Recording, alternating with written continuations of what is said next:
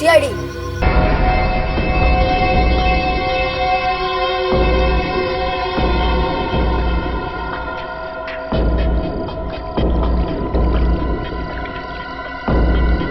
आप में से फोन किसने किया? सर मैंने। आपको लाश के बारे में कैसे पता चला? सर मैं ये गेट बंद कर मैं घर जा रहा था तो इस लाश को देखा तो फौरन आपको फोन कर। दरवाजा बंद? क्या तुम यहाँ काम करते हो? हाँ सर, हम सब मिल कर यहाँ काम करते हैं। हमारा मालिक किधर है? सर वो तो कब का चला गया। चलो कल उससे भी पूछताछ करेंगे। तारिक, लाश को लैब में ले चलो। Yes sir.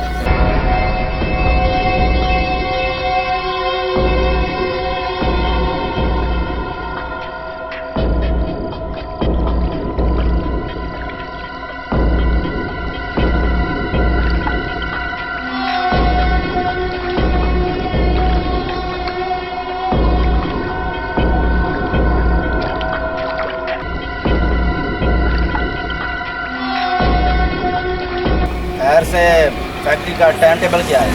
सुबह 9 से शाम 7 बजे तक। 7 बजे तक? अब तो 5 बज चुके और तुम्हें अब टाइम मिला। फैक्ट्री हमारी, हम आए या ना, तुम्हें इससे क्या? जिस फैक्ट्री में खून होने लगे वहाँ पूछना पड़ता है। खून? हाँ खून हुआ है आपकी फैक्ट्री में। लेकिन आप हैं कौन? सीआईडी। सीआईडी? अंदर आइए।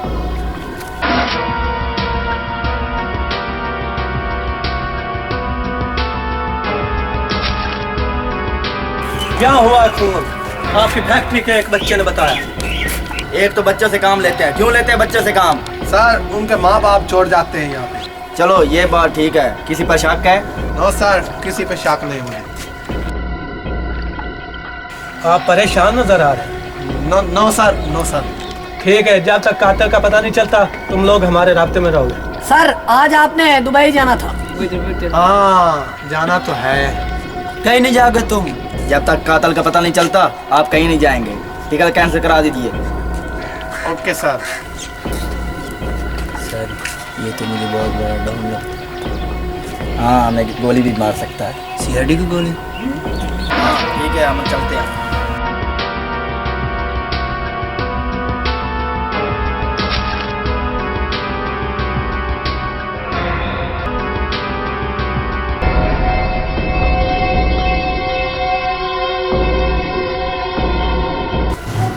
हाँ साजिद, कातिलों के बारे में कुछ पता चला? No sir. सर एक बात समझ नहीं आ कि ये बच्ची का खून क्यों हुआ? हाँ तारिक, ये बात तो मेरी समझ में नहीं आ रही। आखिर कोई बच्चे को क्यों मारेगा? सर जब हम फैक्ट्री में गए तो उसका मालिक 5 बजे आया। 5 बजे? फैक्ट्री का टाइम टेबल क्या है? सर सुबह 9 से शाम 7 बजे तक। उसका देर से आना, इसी बात में कोई ना कोई गड़बड़ है। जी सर। तुम लोगों ने और कुछ देखा? सर वो थोड़ा सा घबराया सा लग रहा था। तुम लोग उस माला के फैक्ट्री से पूछताछ करते रहना, कुछ ना कुछ जरूर पता चलेगा। और जो वो घबरा रहा था, इसमें कोई ना कोई बात जरूर है। उसका एक तो लेट आना, दूसरा ऊपर से घबराना, इसमें कोई ना कोई राज की बात है। तुम लोग जाओ वहां पे पता करो, पूरी पूछताछ करो, उसके बाद मुझे रिपोर्ट दो। हेलो, क्या? कब? ठीक है हम आते हैं। क्या हुआ? सर एक और जगह खून मिला है। क्या? चलो।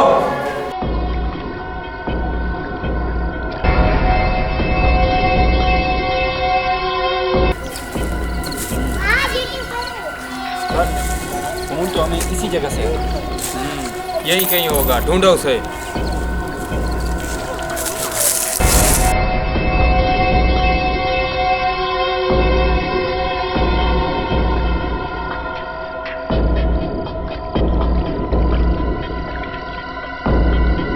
ओह माय गॉड।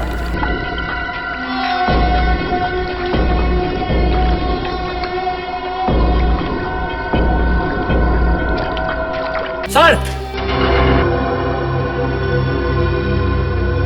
ओह नो, उतारो इसे।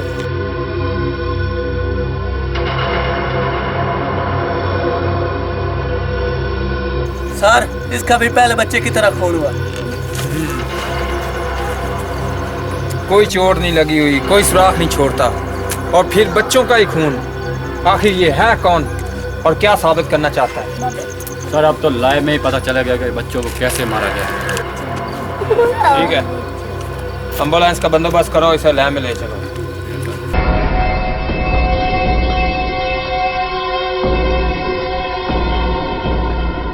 हाँ कंबर, क्या पता चला?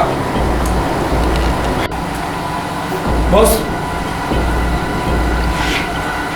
पता तो चल चुका है, उन दोनों को जहरीला केमिकल देकर मारा गया। केमिकल? जी, केमिकल। और ये ऐसा केमिकल है जो सिर्फ और सिर्फ 1 सेकंड में इंसान की जान ले सकता है। बहुत ही इम्पोर्टेंट किस्म का केमिकल है।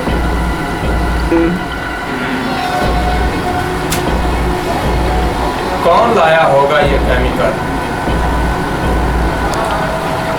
बहुत सी केमिकल लाना कोई आसान काम नहीं है। इसे पाकिस्तान में इंपोर्ट करके अगर ये मिक्स करके लोगों को कत्ल किया जाता है। हाँ सर, ये केमिकल उसी फैक्ट्री में तैयार होता है जहाँ पर हम गए थे। यानी कि हमारा शक बिल्कुल दुरुस्त है। ये केमिकल ऐसे केमिकल है कि जो शख्स इस केमिकल को इस्तेमाल कर ले और मर जाए, उसकी स्किन बहुत जल्द जलना शुरू हो जाती है और फिर जलते जलते उसमें से बदबू के साथ साथ और भी बहुत सारी बीमारियाँ पैदा होने के खतरे। बहुत एक और सबसे इम्पोर्टेंट बात, इस केमिकल से इंसान की 1 सेकंड में मौत हो सकती है। सर एक नई खबर है। क्या? सर जिस फैक्ट्री में हम गए थे उसका असल मालिक कोई यार है। कौन है वो? सर नासिर नाम का कोई आदमी है जो ये फैक्ट्री चला रहा है। इस झूठ की कोई ना कोई तो वजह जरूर होगी। उसका पता लगाओ वो कहाँ रहता है। ठीक है डॉक्टर साहब, आप इस केमिकल के बारे में मजीद रिसर्च करें। अगर कुछ और पता चले तो हमें जरूर बताना। जी बस।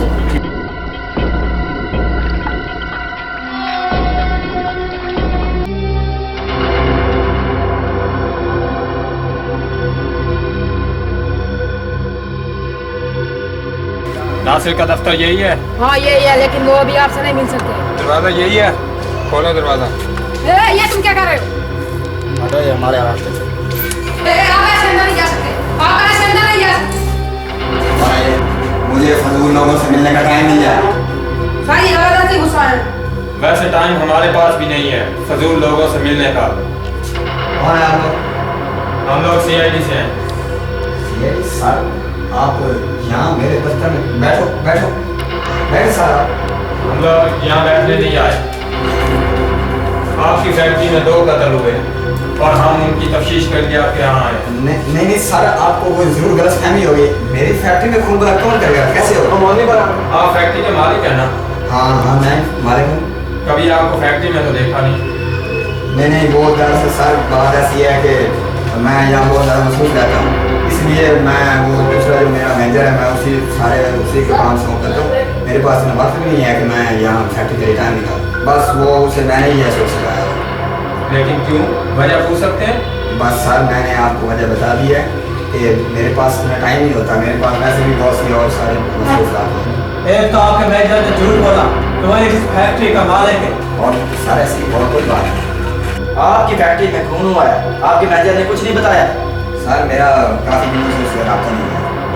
आपकी फैक्ट्री में 2 बच्चों का कत्ल हुआ और आपको कुछ नहीं पता? क्या आपको किसी पे शक है? नहीं सर, मुझे तो किसी पे शक नहीं है। ठीक है, अगर किसी पे शक हो तो हमें ज़रूर बताना। ओके सर, मैं आपको जरूर बताऊंगा।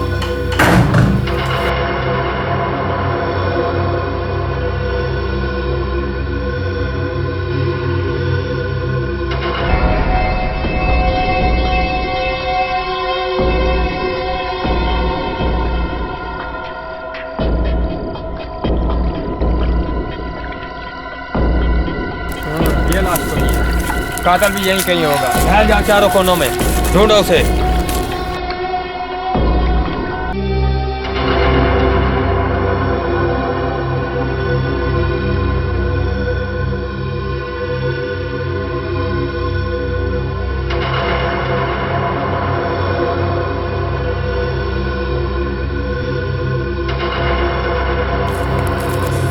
यहाँ कोई नहीं।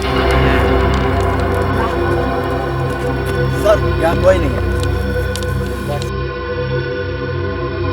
सर यहाँ कोई नहीं है। लगता है कातिल को हमारे आने की खबर पहुंच गई। जी सर। सर ये तो वही लड़का है जिसने हमें फोन किया था। ओह माय गॉड। इसके पास जरूर कोई राज की बात होगी जो इसका खून कर दिया गया है। सर समझ नहीं आ रहा कि बच्चों का ही खून क्यों हो रहा है। किसी में कोई राज की बात होगी, इसीलिए बच्चों का खून हो रहा है। जल्दी कुछ करो, कातिल हम पे भारी पड़ रहा है। Yes sir. ठीक है, इसे लैब में ले चलो। Yes sir.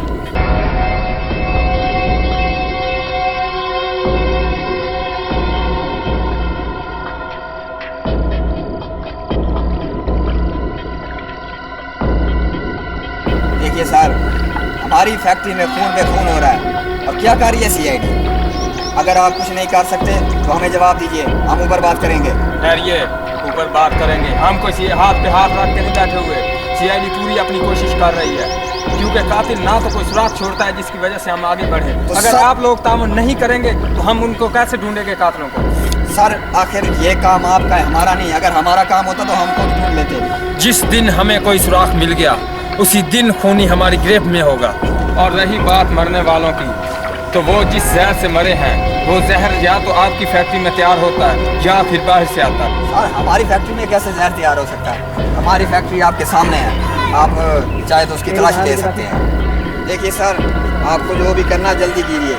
आप उस दिन कुछ करेंगे जब हमारा पूरा स्टाफ खत्म हो जाएगा। देखिए नासिर साहब, हौसला रखिए। हमने कहा ना कि हम कुछ ना कुछ कर रहे हैं। जिस दिन भी हमारे हाथ में कोई ना कोई सुराग आएगा हम इंशाल्लाह कातिल को जरूर पकड़ लेंगे। सिर्फ आप इत्मीनान रखिए, हम पे भरोसा रखिए। जो भी है, आखिर पता तो चल ही जाना है कि कातिल कौन है। ठीक है, अब हम चलते हैं। सर आप टेंशन मत लें। हमें कौन सी टेंशन हो रही है? कोई बात नहीं। बॉस, अगर सीआईडी बार बार हमारे पास आएगी तो हमारी बदनामी होगी। कोई बात नहीं, सीआईडी को अपना काम करने दो, तुम अपना काम करो।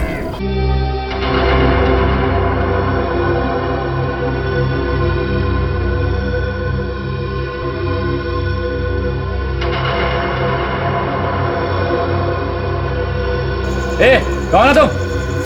रुक जा, कौन है?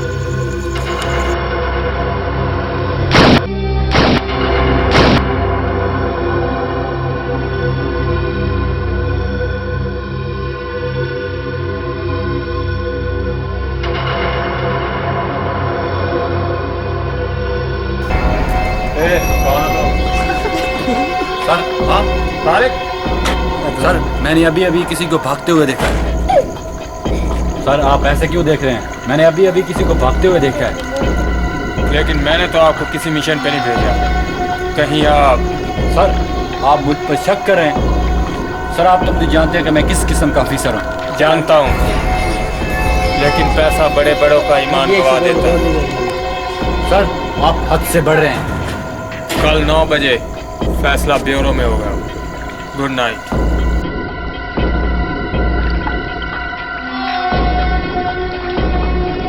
सर हम नहीं मान सकते, तारिक सर ऐसा नहीं कर सकते।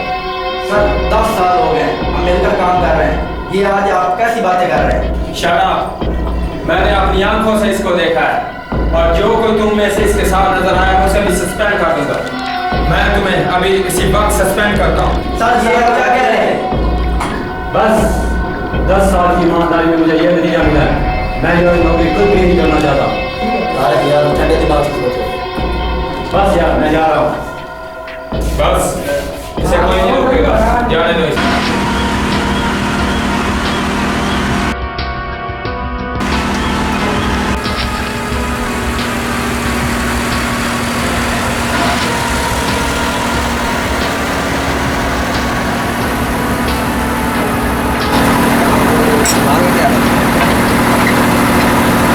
उसके माल का अभी तो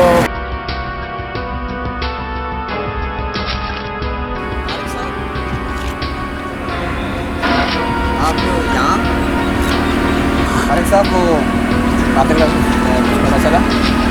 वो CID का काम है, कातिल को पता करना। मेरा काम नहीं है।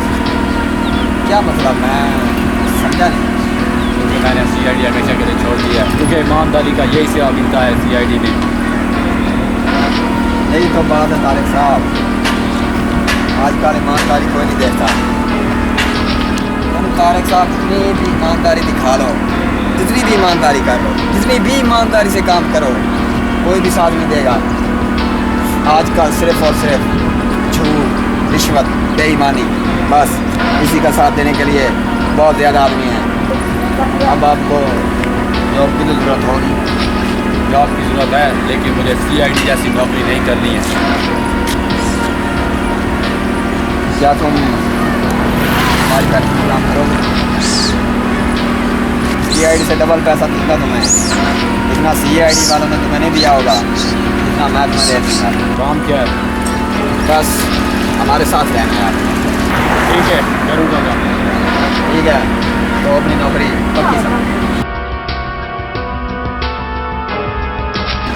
वो ट्रक पर हमारा माल आ रहा है, उसे उतार कर तो आ जाना। ठीक है।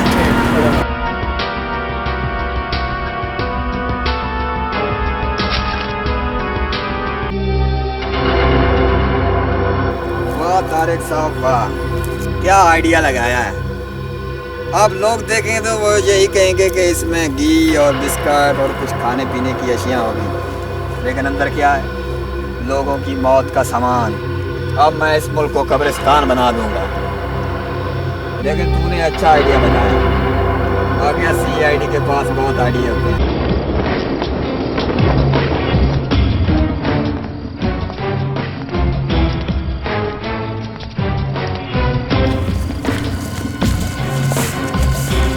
वो यही कहीं होंगे। मूव।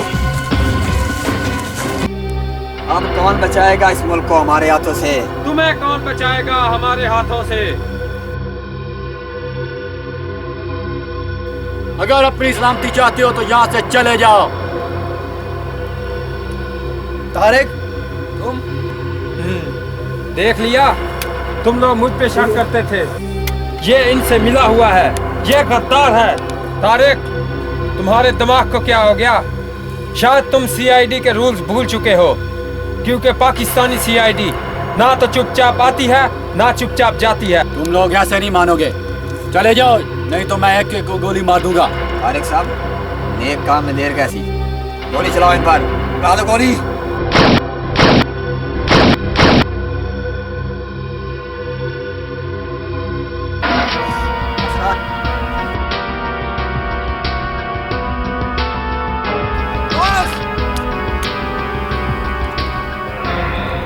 तारिक साहब, वाह, बहुत ही अच्छा काम किया है। क्योंकि आज के बाद CID हमेशा के लिए गई, हमारा रास्ता साफ। और अब हमें हमारी जरूरत भी नहीं है। ये क्या बोल रहे हो तुम? ठीक बोल रहा हूँ, हमें CID के किसी आदमी का एतबार नहीं है। नासिर साहब, तूने CID का दिमाग नहीं देखा है। खेल तो अब शुरू हुआ है। तूने मेरे साथ गद्दारी की, मैं तुझे जिंदा नहीं छोड़ूंगा। जिंदा तुम नहीं बचोगे। हे CID वालों, अगर कोई भी नजदीक आया तो मैं इसकी खोपड़ी उड़ा दूंगा।